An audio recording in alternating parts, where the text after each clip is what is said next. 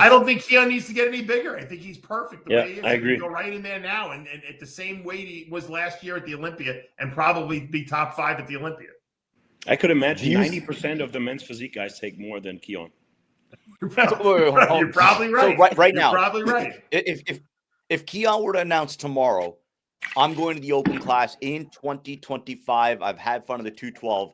Where would he place at this 2025 Mr. Olympia?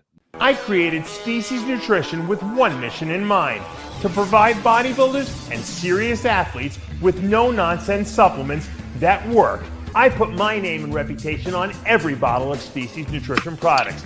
If you want to be your absolute best, join the evolution.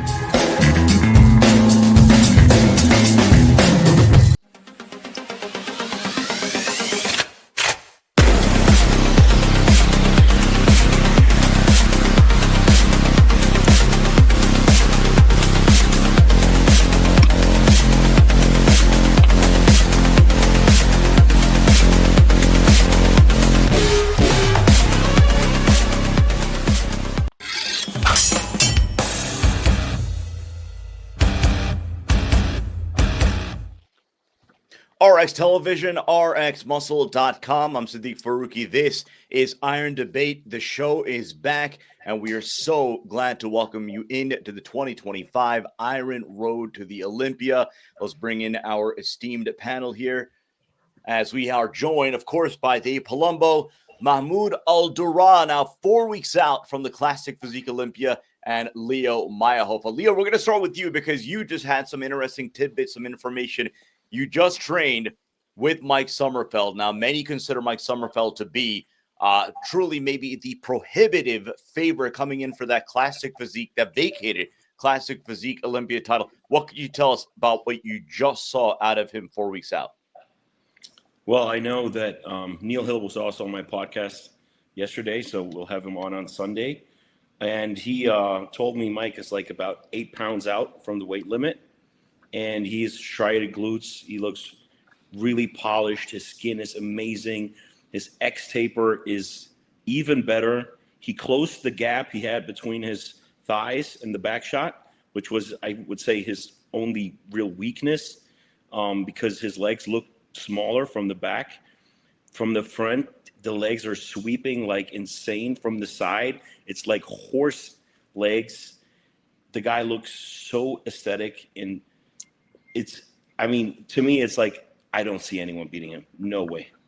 Like, anything can happen, but he looks so good. I think I see him like getting on a streak. If he comes in shape year after year, I don't see anyone beating him. Well, man, who's going to be on that Classic Physique Olympia stage is Mahmud Aldur. First of all, Mahmud, welcome into the show. Man. Welcome onto the 2025 Iron Road to the Olympia. How do you feel 4 weeks out?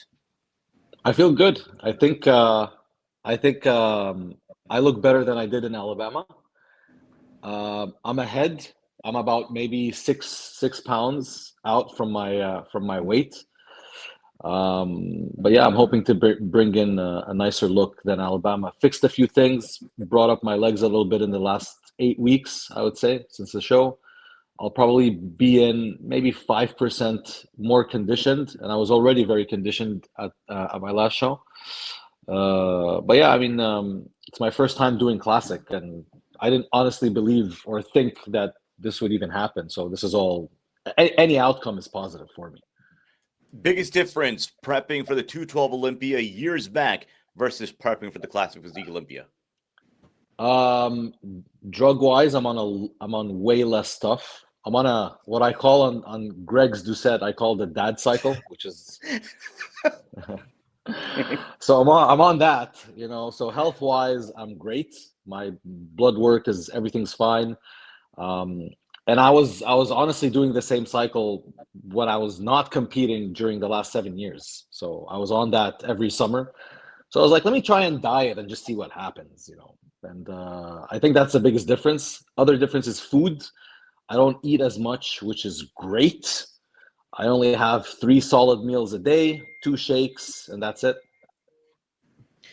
So let's get into the first topic. The first topic of conversation, of course, this past weekend, we saw Urs Kalecinski competing in his open class debut, winning the 2025 Italy Pro and qualifying for the Olympia, where we're going to see him back on stage this weekend at the IFBB Europa Pro. Of course, finishing runner-up was Quinton Aria, as you get a look at Urs Kalecinski making his open class debut, and a successful one at that. So let's go around the horn first. Leo, your thoughts seeing Urs, again, you used to coach him back in the day, so you have a unique perspective, what you saw in his open class debut, winning the show outright. Yeah, well, I was also a little lucky to see a check-in quite early before the show, so 10 days out or something. So I knew what he would look like, I mean, by himself. Yeah, I think he won deservedly, and he should win Germany again. What was the question? How he's going to do in Germany? No. We'll get to that, but just your initial thoughts. Again, your unique perspective, you having obviously coached him, gotten some Yeah, I feel I know that he's just the happiest person alive to not have to lose muscle and to not restrict his body where it wants to be. And he's like, his mind is in a totally different place. It's like back when we were going to these pro qualifiers together and yeah, we're like kind of the kids living the dream and then even winning. So he has the enthusiasm back, and I think you can see it on stage and in his videos. And I'm very happy for him. I think his look was amazing. And no, he does not look like Dorian Yates. Yeah, thank you. He has some great shots. I saw a couple of these comments. Yeah, I wanted to get your thoughts. I know because you came on and you were like, "Can I say anything? Anything is on the table." What do you make of the Urs Dorian Yates / Dennis Wolf comparison? That is the dumbest thing I have ever read. Just I read this comment like, what the fuck are these guys talking about? This is he looks like three people that look different to each other. You know what the problem is? We're so desperate for news and for something like sensationalistic that people will put anything out there on social media. And you know what? A lot of times by putting sensationalistic stuff like that out there, it gets a lot of comments because people don't know what to talk about. There's kind of like a little bit of a lull right now, right before leading up to the Olympia. Now it's kind of building a little bit, but I think that, I noticed that sometimes the most outrageous, ridiculous stuff that people put up, it gets the most views. I mean, the whole Phil Clohar, Dorian Haywood thing at the Masters Olympia, that got way too many days of play, and it really wasn't that big of a deal. But people are bored. We want controversy, and we don't have enough controversy right now, which might be a good thing. But so we someone put up a picture because they happen to facially look a little bit alike, and and it blew up. Yeah, but it's not even. I don't think it's one of those things that's controversial. There's no controversy. This is like saying, but you know what? A lot of these young guys don't know what Dorian looked like back in the day, so they see pictures and they say, "Well, it looks kind of the same." But if you ever saw Dorian in person, or actually, were there, or even looked at magazine pictures, you'd know that there's no comparison whatsoever. Yeah, there's no comparison whatsoever. They put this off-season picture of Dorian next to Urs being like on stage. It's like, buddy, have you? And then they're like, oh, they weight the same on stage. I'm like, Dorian in these famous black and white pictures, Dorian was like more conditioned than Urs was. And that was probably 20, 25 pounds over what he competed at. He was as shredded as a Classic Physique guy. And he was that heavy. So, I mean, if Urs would get the 92 haircut from Dorian, I mean, that would be epic. And then look to the side on his lat spread. I'm giving him that one. Yeah. Well, okay, so let me bring this angle up. I mean, again, we're talking about maybe to you guys will be a laughable comparison at this moment. But would you give any credence to saying that, well, maybe Urs could be in the mold of a Dorian, in the shape of a Dorian? But I mean, again, obviously there's going to be years and years and years to even dream of putting on that kind of a mass, that kind of a shape. No, absolutely not. No, there's even genetically, maybe he has a little bit of the chest, like in that crest area. There's like this little bump. That's the only thing I can be like, oh, okay, they have that kind of looking the same. Obviously, maybe the hair color, but other than that, when you look at Dorian's back and Urus's back is not good. He does not have a good back double bicep. He doesn't have much hamstrings at all. And just the idea of comparing both together is just like comparing some random guy to Ronnie Coleman, just because he has a little bit of an X-ray. Well, Urs has hamstrings though. Like the back is lacking, but the hamstrings are pretty good. Put aside. No, hold on a second. Are you talking about good or is bad, or as in for the open class? No, just his hamstrings is his weak point. Put aside chest. Okay. There's no hamstrings. It's just not there. It's just the quads. He's got glutes. He's got glutes. Yeah, he's got glutes. He's got glutes. There's no hamstrings at all from the side. Yeah, you're talking about back shot. Now you're talking about a side shot. Okay. Dorian's side shot was everything. No, I think Leo. I think what you mean is he's got hamstrings. They're ripped from behind, but when you stand to the side, it looks like the hamstring drops. It's not really a hamstring drop. It's really your adductors getting pressed against your other leg that drops. So his inner thighs, his adductor compartment is a little weak. I think that's what he needs to bring up. He's got good quads though, really good quads. Yeah, good quads. He's pretty dense. Good shape. I love the front double. It's the shape of his head and the haircut. Probably and it's some just of his facial features that resemble Dorian, and I think that's what people are picking up on. He definitely looks like him. They definitely have a resemblance to each other. There's no doubt. They're both European, so. So it's like saying all black guys look the same. No, it's not. They have an absolute resemblance to each other. Okay. I look like. Let's bring up this angle because again, this was a debated topic when Urs made the announcement that he was going to be going to the open class. Chris Bumstead came out and said that it's a controversial opinion in his own words, but if you were to give the top end of the Classic Physique lineup a good offseason and put them all into the open class, that the open class would be a complete shakeup. That it would look completely different. Leo, what do you say to that? I'm thinking who could move up. From the top end. So let's just say who's left? Ramon. Everyone will say Mike. Sommerfeld, right? But Ramon Mike has to stay healthy. Wesley, and he has this condition. So if Mike would be as healthy as anyone else, I would say yes. But I don't think he will ever try that because he needs to have his blood work perfect and stay healthy. He can't overdo that stuff. So I don't think Mike's ever going to do that. He could if he would be healthy, yes. Then Ramon definitely could do that. Wesley? No, sorry, but I know how it is to not have the greatest legs, and I don't see them ever being competitive in the open. I hope I'm wrong for Wesley if he tries, but I don't believe it. Prove me wrong, and hopefully he's not mad at me for that, but I really doubt that. Upper body-wise, yeah. Who else do we have? The short guys would never make it in the open like a rough diesel. No. Dave, you made this point in Heavy Muscle Radio the other day. You feel like that opinion would apply more to the taller Classic Physique competitors, correct? Yeah. But Logan, do you think Logan has enough? I don't think he has open genetics potential. He absolutely does. Oh, you think no, I disagree. I don't think. I disagree with that. Yeah. I agree with Leo. I don't think Logan has enough muscle mass to switch to open. Plus, age is not always right a factor. now. I think again, the point is not right now. The point is again, Chris Bumstead, we're trying to debate. If you I don't think he has the potential to gain that much. Yeah, I don't think. Yeah, exactly. I don't think he can gain that much. He's in his 30s, I think. He went from men's physique to where he is now, and he looks. I mean, it's a tremendous amount of muscle he gained. Everyone went from small to where they are now. Yeah. No one started. How close is he to his limit? That's the question. I don't think he can at his age in particular. At a certain age, I think it's very hard to add on that kind of muscle and that kind of. Yeah, no, you're right. Okay, let me give you another one. Grego. He might. He could.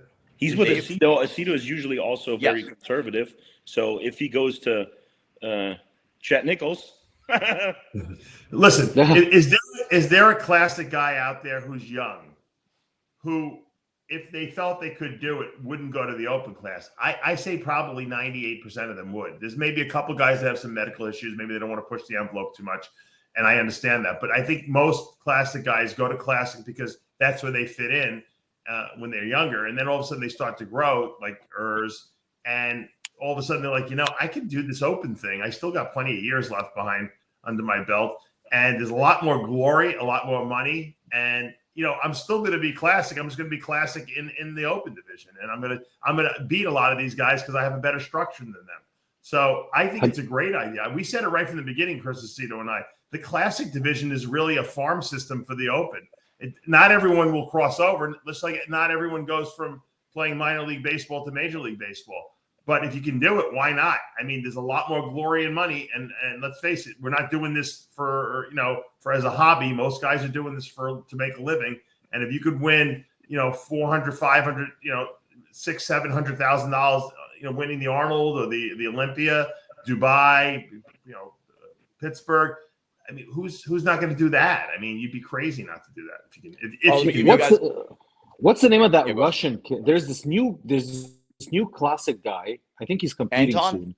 I think he's Russian, baby face with blue eyes. Right.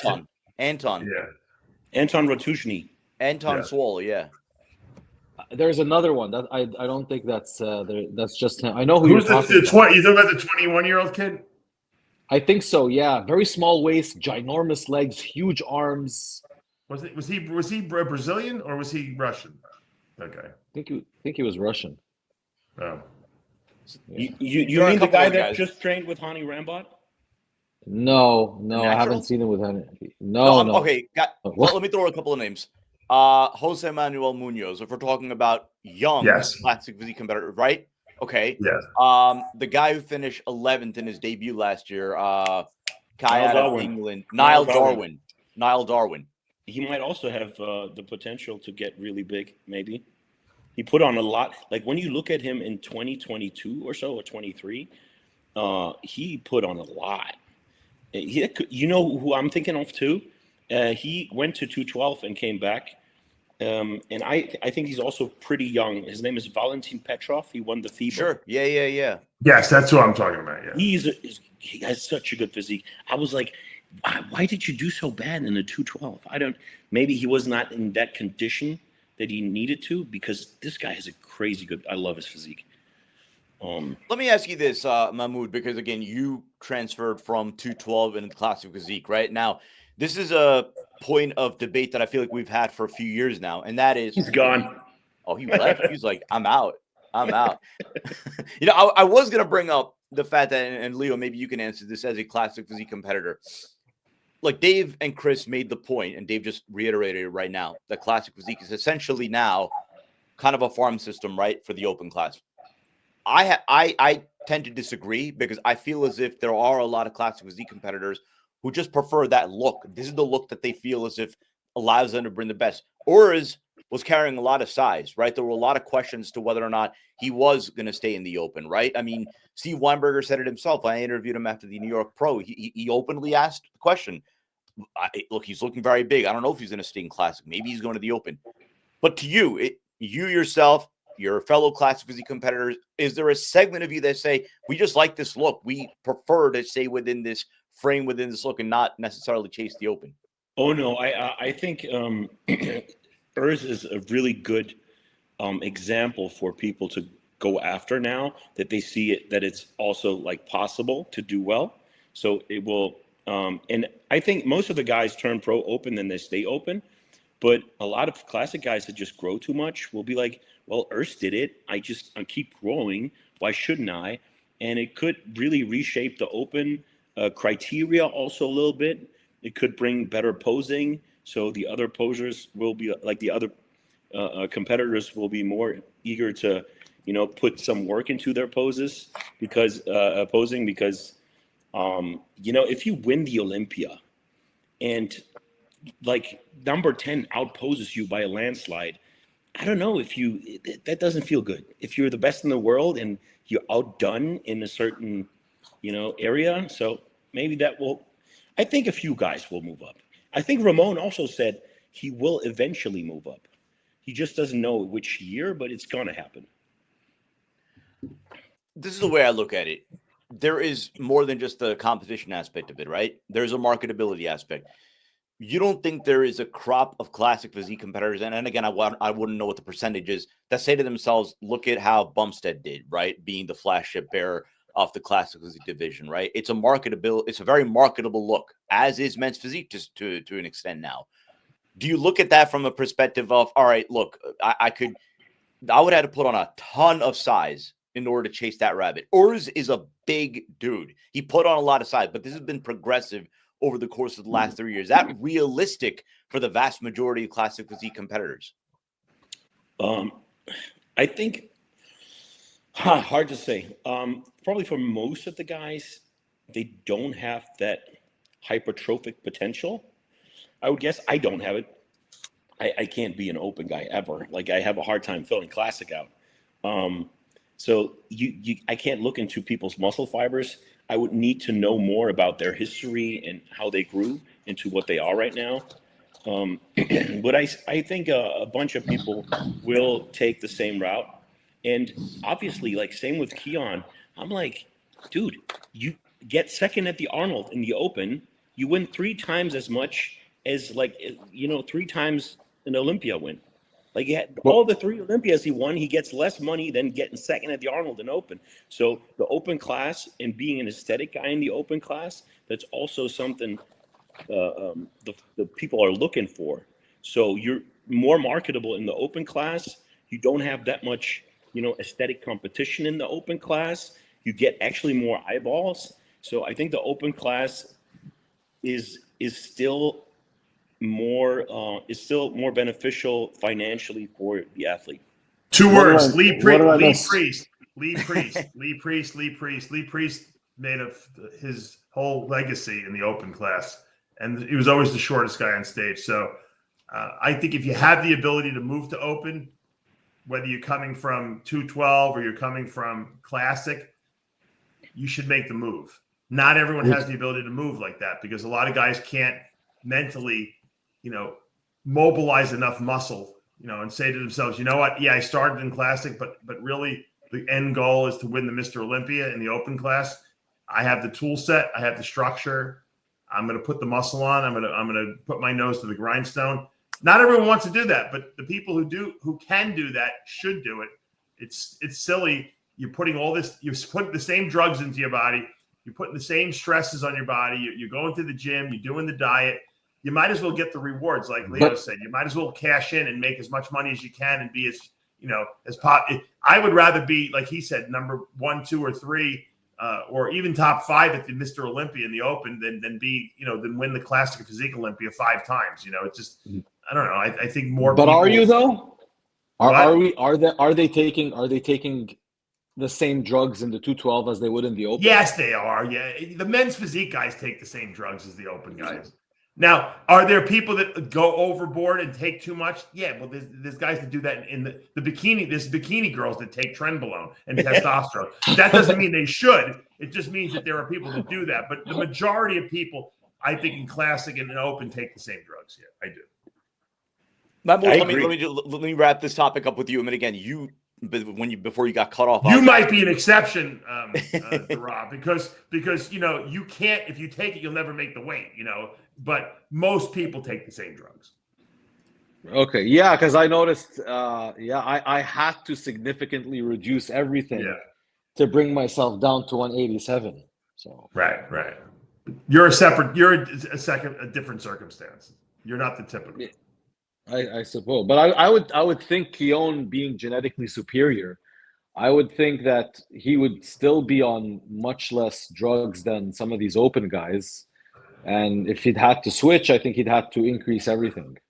But I don't think he would. I don't think Keone needs to get any bigger. I think he's perfect the way he is. I agree. He can go right in there now and at the same weight he was last year at the Olympia, and probably be top 5 at the Olympia. I could imagine 90% of the men's physique guys take more than Keone. You're probably right. So right now, you're probably right. If Keone were to announce tomorrow, I'm going to the Open class in 2025. I've had fun of the 212. where would he place at this 2025 Mr. Olympia? Mahmud, you first. Okay, so I have first and second. Between first, second, and third, and fourth is obviously Dauda, Nick, and Derek, and So you don't think Keone is shaking up that top 3 at the moment, or top 4? I can see him being closest to Derek and beating Derek, because I'm always you always have to compare the most similar physiques, and I would say he's a better version of Derek. He's the same height. He has way better arms, way nicer arms. Maybe Derek is much thicker or has a little bit more density. He's shorter. I think he's a lot shorter than Derek, don't you? But yeah, well, again, no, I don't think he's that much. No, I don't think he's that much shorter, because I saw Keone. I saw Keone in New York Pro in 2018, and I think he was a little bit shorter than me, like maybe that much. Oh yeah. But I'm as tall as Derek. Yeah, I feel like he's shorter, but I know what you're getting at. I see what you're saying though. He would replace. I have him probably in third, anywhere from third to fifth place in this year's Olympia lineup. Yeah. That's a sweet spot. You think he? You want to throw some controversy? Does he beat Nick Walker? Oof. Maybe with 7 pounds more muscle. I think he would. Yeah, 8 pounds more. Yeah. 7 pounds. Where does Keone place this year at the Mr. Olympia? I would say if Nick and Keone are 100%, I would think Keone would win. It really depends on how conditioned the other guys come. But if everyone's like 100%, I don't see him winning. But he could potentially win, because also we haven't, like, a lot of them, like most of them don't come in at 100% every show. Hadi's the only one who's never had a show. Hadi's always 100%. Hadi's the lone exception in that. Hadi wasn't 100% last year. No, but he's closer to 100%. Close. Yeah, he's the most consistent. So I would say 1 to 5. It could be anything. Let's take up. I see him either way. I see him either way beating Derek, just because they're very similar, and it's just like a better version. Let's wrap it up with our last topic, guys. So this came out about a week and a half ago. It was the new rules, not for this Olympia, but for the 2026 qualification. Doesn't affect the men's open class, but it does affect classic physique, men's physique, bikini, and wellness. But again, both of you being classic physique pro, so let's drill down on that. The big talking points, the big broad strokes, I guess, if you want to call it that, with the exception of the Olympia, with the exception of the Arnold, Dubai, Pittsburgh, Romania, New York, and aforementioned Arnold, you cannot win one show and claim an Olympia spot. You have to win essentially 2 shows or finish in the top 25. And then the additional spots go to Olympia top 3 and the winners of those aforementioned shows. Mahmud. I think I love it. I love a challenge. And I think they even need to tie the knot a little bit more. So you want it even more. That was going to be the next place I go. You feel because it still grants about 32, 33 spots, if my math is correct. Way obviously, too much. With no repeat winners or whatever. You feel like there should be even less competitors at the Classic Physique Olympia. Yeah. I think 20 at most. I think it's 20 at most. And I think the point system that they have, I don't know if they said like the top 25 guys top or something 25 like that. Of the point bearers, yeah. Yeah, no, it should be top 15, and then 2 pro show winners. That's perfect. And then you have the other 5 shows that lead to a qualification, the Arnold Classic and whatnot. I think 20 guys is more than enough. And that way, at least if you go into the Olympia as a classic competitor and you earn that qualification, at least that alone would be such a big accomplishment. Like, I am either way top 20 on the planet, wherever I place. So I think they should tighten the knot a little bit more. Leo? If they have 60 classic shows a year, and every show is gonna have we have 32 show winners. We're going to have 60-something competitors again. But Exactly. I kind of like the system. Maybe they will, if we have too many two-show winners, they'll be like, dang, we have to subtract them from the 25, or like count them into the 25, but just that they're safe. That might be an issue. What is also an issue with the list is always, when do you close it? So when's the last show to qualify? Because some people will have to start a prep, and then they're like, oh, I'm out. So it's kind of, maybe they have to close it maybe 8 weeks out instead of 4, and change the calendar up a little bit, so it's a little more better for the athlete to have a little time to, because otherwise everyone's going to jump into the last 3 shows because they're like afraid they need more points. That's going to happen probably, but it's a little unfortunate, I think.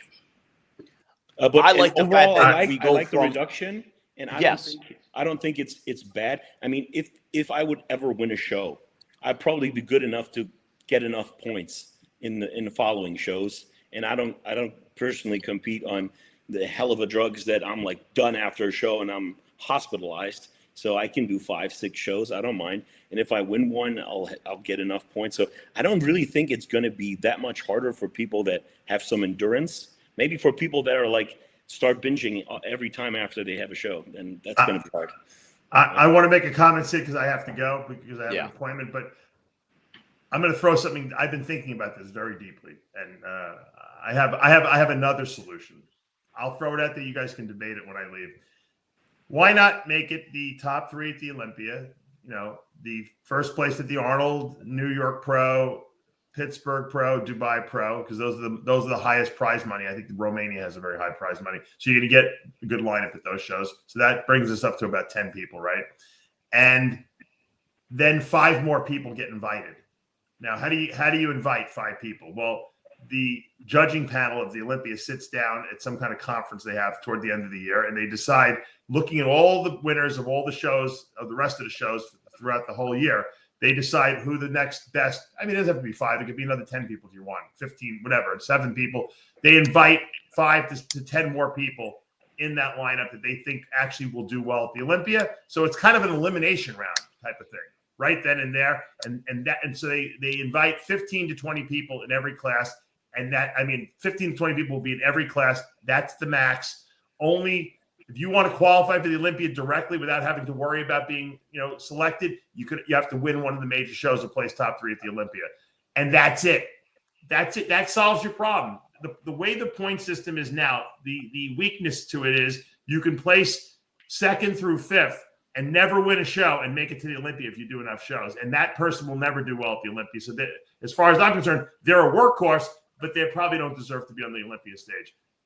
What do you think about that idea? Well, couldn't I argue that you just kind of built in an elimination round? We're going from about 38 to 45 classic physique to now, what's going to be next year? What? It's an in-office elimination. In other words, the Olympia judges are doing an elimination based on looking at all the winners from this over the course of the year. So if there's 60 shows, they're looking at 60 winners, and they have to decide who of those people should go. They got to pick 7 people. These are the best 7 people, in addition to the people who qualified automatically. Wouldn't that leave a lot of room for ambiguity, a lot of room for that would be a disaster. That would be conspiracy central. Those are the guys that are going to be judging these people on stage anyway. So who better to pick the people to go than the Olympia judges? If you want to directly qualify, win a big show. That's it. There's no guarantee. This is the Super Bowl, because the judges that are sitting at the Olympia, or the judges that are choosing the athletes to go to the Olympia, have not necessarily seen the rest of the athletes in person. Like, they're only seeing pictures. Imagine a show that has shit lighting. Well, then you have to then you have to put together an international selection panel of so that you have a representative of every person, so that you can say everyone has seen, every judge has seen everyone, and everyone submits that's going to open up Pandora's box to every conspiracy theory ever known to man. But it doesn't matter if you don't want. It doesn't matter because there's going to be people that do directly qualify. It's just the other people are going to be invited. And will there be some swayed decisions? Sure. But at least we will have 15 to 20 people max on that Olympia stage. And it will be, I can guarantee you, it will pretty much be the best in the world. And just make a top 10 list. Or we just do a point system and the top 10 of the guys that have points qualify. But that you don't always get the best people that way. You get the people that have the most endurance, for the sport, essentially. That's the problem. Good for them. They still deserve a. They deserve, but they're not going to do well. If I place fifth at 20 shows during the year and I qualify for the Olympia, do you think I'm really going to do good at the Olympia? That defines an athlete, though. How far can you go? Hard work can give you can beat the talent. Then I like it, and also it's more merit based. We're in America. Exactly. We're not in the communist country. It's a tough thing. I think what they did is definitely helpful. Absolutely. But I know I've talked to promoters myself, and these promoters that now have shows that don't have automatic qualifications are not happy because now they feel like their number is going to drop because people are going to say, well, I don't want to do your show because your show is not an automatic qualifier and it's not going to help me out. Obviously that's a silly mindset because it will help them out because if you have to get multiple wins, like who did we interview? Durrah. Remember I interviewed that men's physique guy. He won 2 shows on the same weekend in Alabama. I forget who his name was. Oh yeah, I remember. Yeah. I mean, he did a double. He got 2 wins on the same weekend. That would have given him a ton of points. You know what I mean? So you're going to get things like that happening.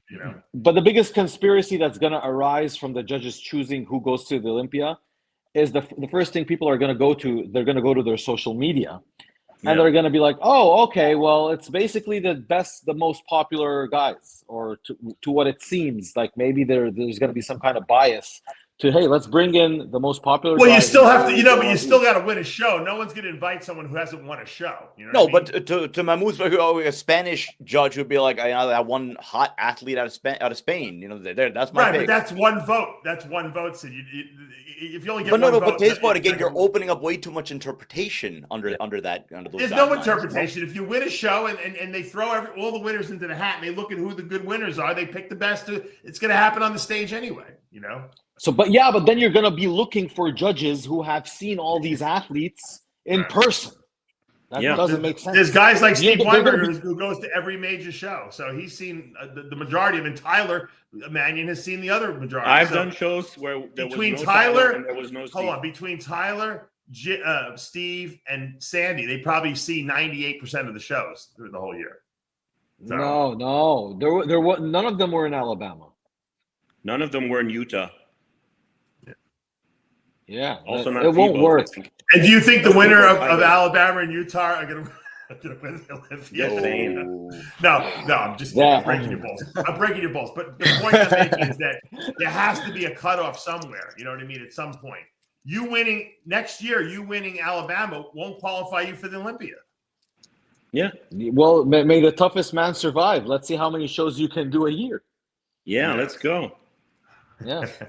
All right, I got to go, guys. And on that note, that's going to do for this episode of Iron Debate. Guys, a lot of fun having you on. We'll do this over the course of the next 4 weeks leading into the Olympia. Leo Mayrhofer, Mahmud Aldur, Dave Palumbo. I'm Sadiq Faruqi. Thank you for watching.